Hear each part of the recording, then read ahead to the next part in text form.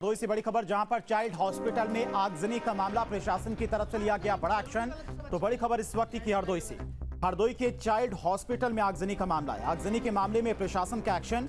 कीर्ति कृष्णा बाल हॉस्पिटल को सीज किया गया है। सुरक्षा मानक पूरे नहीं होने पर यह कार्रवाई हुई है। तो बड़ी खबर आपको बताएं हरदोई से। हरदोई के चाइल्ड हॉस्पिटल में आगजनी का मामला है। इस मामले में प्रशासन की तरफ से एक्शन लिया गया है। हॉस्पिटल को सीज कर दिया गया है। दो तस्वीरें आप देख सकते हैं। आगजनी के मामले में प्रशासन की तरफ से जो कार्रवाई की गई है उसकी भी तस्वीर। हॉस्पिटल को सील कर दिया गया है। सुरक्षा मानक पूरे नहीं होने पर प्रशासन की तरफ से ये कार्रवाई की गई। और इसी खबर पर तमाम और जानकारी के साथ में हरदोई से संवाददाता अजय वीर हमारे साथ जुड़ गए हैं। अजय, हॉस्पिटल को पूरी तरह से सील कर दिया गया। बताया जा रहा है कि सुरक्षा मानक हॉस्पिटल में पूरे नहीं थे और मानक पूरे नहीं होने के चलते हॉस्पिटल को सीज किया गया है। जी, आपको बताना चाहूंगा, सिटी मजिस्ट्रेट सुनील कुमार त्रिवेदी ने स्वास्थ्य विभाग की टीम के साथ मिलकर अस्पताल के अंदर कार्रवाई करते हुए हॉस्पिटल को सीज कर दिया गया और बच्चों को वहां से शिफ्ट कर दिया गया।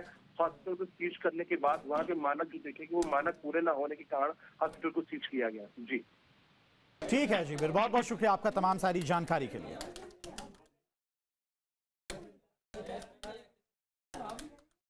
और अवैध धर्मांतरण के मामले में बड़ी कार्रवाई पुलिस की तरफ से की गई। बड़ी खबर आपको बता रही हैं। अवैध धर्मांतरण के मामले में छांगुर के खिलाफ बड़ा एक्शन प्रशासन की तरफ से लिया गया है। बड़ी कार्रवाई हुई है।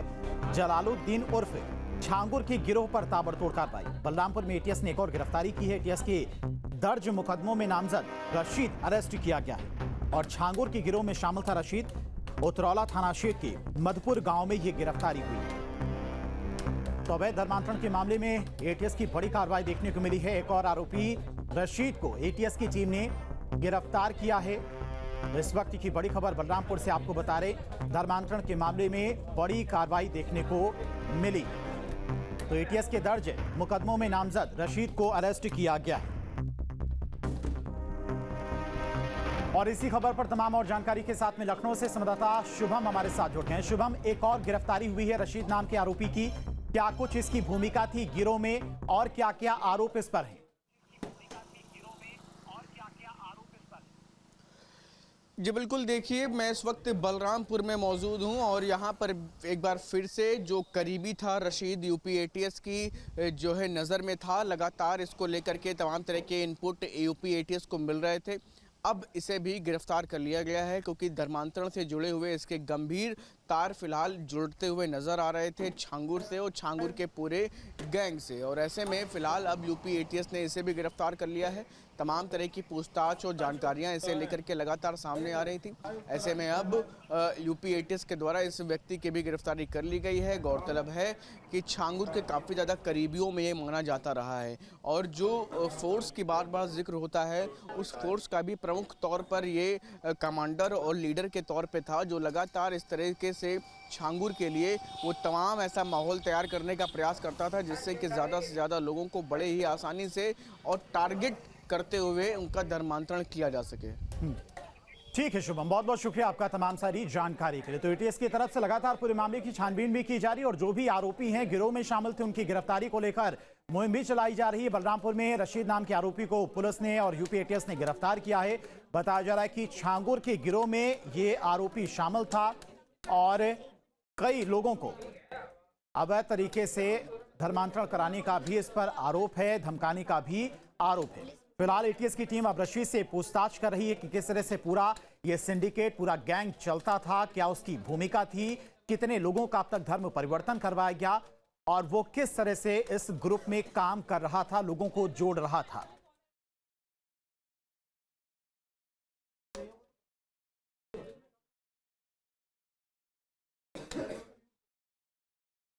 और उत्तर प्रदेश के जल शक्ति मंत्री स्वतंत्र देव सिंह एक दिवसीय गाजीपुर के दौरे पर पहुंचे, जहां पर कार्यकर्ताओं ने उनका स्वागत किया और उन्होंने बाढ़ प्रभावित इलाकों में गंगा की कटान और राहत इंतजामों का निरीक्षण किया। स्वतंत्र देव सिंह ने नाव से तटवर्ती इलाकों का जायजा भी लिया। इस दौरान उन्होंने बताया कि प्रदेश के सभी 75 जिलों में बाढ़ से निपटने के लिए पूरी तैयारी कर ली गई है और सड़क से लेकर विभाग तक हर स्तर पर प्रशासन मुस्तैद है। इस दौरान उन्होंने अखिलेश पर पूछे गए सवाल पर भी कटाक्ष करते हुए कहा कि उन्हें विकास देखकर पेट में दर्द हो रहा है। उनके पेट तो दर्द करेगा ही, विकास कहाँ पचेगा। जो विकास हमारा है, आप ले लीजिए कावड़ यात्रा पर रोज बोलते रहते हैं आप। आदरणीय योगी जी आने के बाद पहली सरकार है कि कावड़ यात्रा पर सरकारी हेलीकॉप्टर से पुष्पों की वर्षा होती है, ये वो पचा नहीं पा रहे हैं। दूसरा, आदरणीय मुख्यमंत्री स्वयं रोड पर उतरकर पुष्प की वर्षा करते हैं। आज सभी धर्म के लोग, धार्मिक सब लोग खुशहाल हैं। आप भेदभाव किसी के वितरण में नहीं, राशन कार्ड हो चाहे कोई भेदभाव नहीं है, इसलिए अपने को सुरक्षित महसूस करते हैं। इसलिए सपा को बर्दाश्त नहीं हो रहा, पेट में दर्द हो रहा है। गरीब कल्याण योजना हमारी ताकतवर है। सब जाति, क्षेत्र, व्यक्ति, परिवार, वंशवाद को नकार कर अभी भी सरकार, आगे भी हमारी सरकार रहेगी। और वाराणसी में गंगा का जलस्तर लगातार बढ़ता जा रहा है। बढ़ते जलस्तर के कारण वाराणसी के 84 घाट अब तक जलमग्न हो चुके हैं। हालांकि प्रशासन की टीमें भी मौके पर मौजूद हैं। 80 घाट का सुबह बनारस मंच भी जलमग्न हो गया, जबकि दशवासमी घाट पर जल पुलिस चौकी डूब गई है। गंगा के जलस्तर को देखते हुए जल पुलिस ने मोटर बोट पर आरती देखने पर पूरी तरह से प्रतिबंध लगा दिया और घाटों पर सुरक्षा के मद्देनजर एनडीआरएफ, एसडीआरएफ और जल पुलिस की तैनाती की गई है। वहीं वरुणा नदी खतरे के निशान के ऊपर बह रही है। वरुणा नदी का पानी किनारों से ऊपर उठकर आसपास के गांव और निचले इलाकों में घुस चुका है। हम लोग को बहुत परेशानी का सामना करना पड़ रहा है और इस समय जो हम लोग का पब्लिक का आवागमन है वो भी कम है। श्रद्धालुगण जितने भी पूजा पाठ कराने वाले आते थे तो वो सब कम आ रहे हैं इस समय। और दूसरी चीज़ कि सावन के महीने में जितनी भीड़ लगनी चाहिए, पानी बढ़ जाने की वजह से लोग कम आ रहे हैं। बहुत बढ़ गया है पानी की, मतलब एकदम पेटा में थी, अभी इधर 10 दिन के अंदर में बढ़ा है इतना। तो पूर्वांचल में बारिश का असर साफ देखा जा सकता है और जिस तरीके से सहायक नदियों में पानी बढ़ा है उसका असर वाराणसी के गंगा के जलस्तर में भी देख सकते हैं। किस तरीके से वाराणसी के 84 घाट गंगा में पूरी तरीके से डूब चुके हैं और ये वाराणसी का 80 घाट है और सुबह बनारस का ये मंच आप देख सकते हैं जहां पर रोजाना गीत संगीत का और योग का कार्यक्रम होता है, वो भी किस तरीके से गंगा में समाता हुआ दिखाई दे रहा है। आलम यह है कि 84 घाट गंगा में पूरी तरीके से समा चुके हैं और घाटों का आपसी संपर्क पूरी तरह से टूट चुका है। गंगा में बढ़ते जलस्तर को देखते हुए जो सभी नाव हैं, बोट है, बजड़े हैं, वो सारे जो है वो गंगा के किनारे लगा दिए गए हैं और किसी भी नाव को चलने की अनुमति नहीं है। श्रद्धालु यहाँ आ जरूर रहे हैं पर उन्हें भी लगातार हिदायत दी जा रही है कि वो संभल कर चले क्योंकि गंगा में पानी बढ़ा हुआ है। स्थितियाँ ये है कि गंगा में पानी बढ़ने के साथ साथ जो वरुणा नदी है उसमें भी पानी काफ़ी तेज़ी से बढ़ रहा है। तटवर्ती इलाके पूरी तरीके से डूब चुके हैं। एनडीआरएफ, एसडीआरएफ के साथ जल पुलिस हाई अलर्ट पर है, लगातार पेट्रोलिंग भी कर रही है और लोगों से भी आग्रह किया जा रहा है कि वो इस बढ़ते हुए जलस्तर के बीच में गंगा में स्नान करने के लिए आगे की तरफ न जाएं। इस समय फिलहाल चेतावनी बिंदु के करीब गंगा पहुंच रही है और ये स्थितियां पहले ही से ही बता दी जाती है कि वार्निंग लेवल है ये, आप समझ जाइए क्योंकि गंगा के जलस्तर में बढ़ोतरी हो रही है। तो वाराणसी इस समय बढ़ते हुए जलस्तर के बीच दिखा जा रहा है।